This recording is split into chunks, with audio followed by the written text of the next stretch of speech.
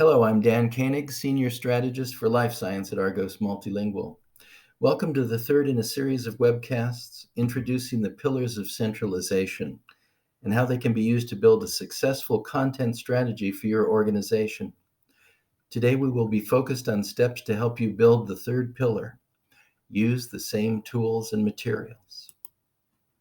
Having built the first two pillars to create a common language and quality at source, we now turn our attention to ensuring that we all use the same tools and materials.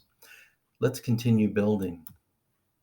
The ancient Greeks used the best and most technologically advanced materials and tools that they could invent or find. They shared their methods and best practices, updating them whenever a better approach was found. When I began my content strategy journey, my company had as many desktop publishing tools as it had business divisions. Does this sound familiar? The licensing and cost in human capital to maintain each site's unique tool set was astronomical, not to mention the uncountable cost of inconsistent look and feel to customers, and the growing inconsistency from the Tower of Babel that had been constructed to provide ever-diverging instructions to translation and desktop publishing vendors. Today, over 80% of the enterprise content goes through two publishing systems, one for smaller chemistry and labeling content, and the other for larger device IFUs. They share a common translation management system and terminology database, and produce historic levels of both source and translated content reuse, automated desktop publishing, as well as delivery of common look and feel documentation to the majority of customers. The Tower of Babel is still standing at some of the divisions. Warring factions can be awfully stubborn, but it is steadily shrinking, getting creaky, and threatening to fall down. That can't happen soon enough. When we think of workflows and system automation, it can be helpful to break these functions and components down to their simplest building blocks. Input, materials and/or resources required to complete a step in a process chain. Transformation, specific rules that dictate how the input is received and what is done with it. Output, materials and resources produced by the step and that act as input to the next steps. Let's put these building blocks to good use. Do you have standard workflows for all of your content creation, translation, and publishing? What are the inputs, transformations, and outputs in these processes? Can you map these visually and easily? Do you know the value each step adds or doesn't add, and the time required to complete them? Which of these processes might be improved through standardization and centralization? What might be further enhanced through system automation? Are the results predictable and repeatable? Is there a common look and feel in the final deliverable to your customers?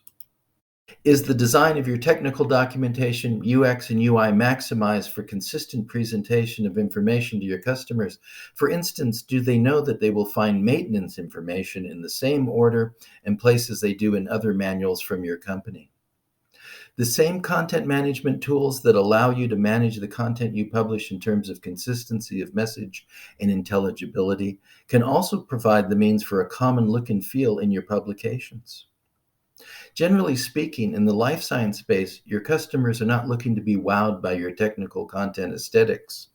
They are looking to be informed so they can run an accurate calibration or perform proper maintenance on a device.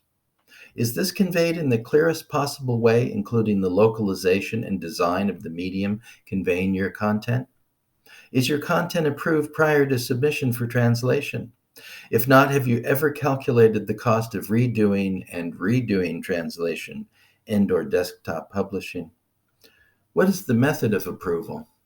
Is it sufficiently automated, and will it pass muster internally and with external regulatory bodies as well? To quote the FDA, can you demonstrate control of your process? Is there a central hub for all this activity? Does the workflow path capture relevant data points and electronic signatures without double entry to complete the audit trail? Do you have a project management, content management, and/or translation management system that supports your content creation efforts? Do these systems allow you to know the status of your projects? And is that reportable to your upper management? Do you or your vendor manage your translation memory to maximize leverage and cost savings? Can you generate or do you receive regular reporting on translation reuse? We begin by discussing the need for ongoing executive support of your centralization efforts. This is a key component and a report card to share with them.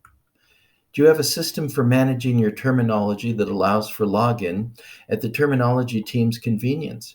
For most, if not all of them, this will be a second job. It is important to make it as easy as possible to fulfill this vital role.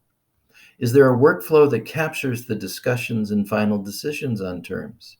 Can they be easily ported to your translation memory system for inclusion in translation kits or otherwise shared with your translation vendor? As you can see, this is another heavy pillar with many pieces to construct.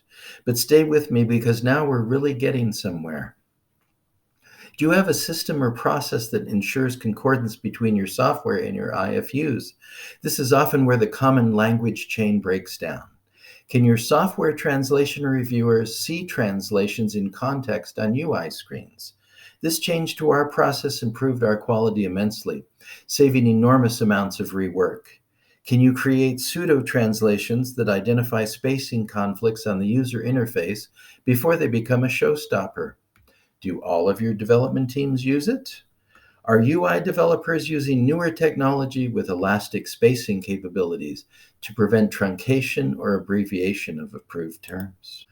Are your systems and processes helping you prepare for machine translation by cleansing your translation memories and normalizing your terminology wherever possible? Do you know the difference between rules-based, statistical, and neural MT? Neural MT is getting all the press, but it is important to realize that some language pairs are still better served by the other types of machine translation engines. In fact, some language pairs and content types may even require a combination of engines to be optimized. Will your data require annotation in preparation to design an MT engine training program? Have you considered a machine translation workflow with a customized engine that includes a human editor feedback loop to ensure consistency? This may be the best way to overcome one of your surest sources of opposition, your regulatory team. It will be important to demonstrate that you can consistently achieve the same outcomes, use of terminology, and last but certainly not least, placement of format tags. Is your vendor on the bleeding edge of technology, yet still respectful of the need for human input and verification in the life sciences? Put another way, have they bought into your vision, and are they willing to be your proactive partner in getting there? Can your vendor help with these efforts? These last two questions may be the most important questions of all. None of us has limitless hiring and system acquisition budgets, nor can we possibly know every facet and technical nuance required to create and sustain our centralized process. I encourage you to find a capable and willing partner for this journey.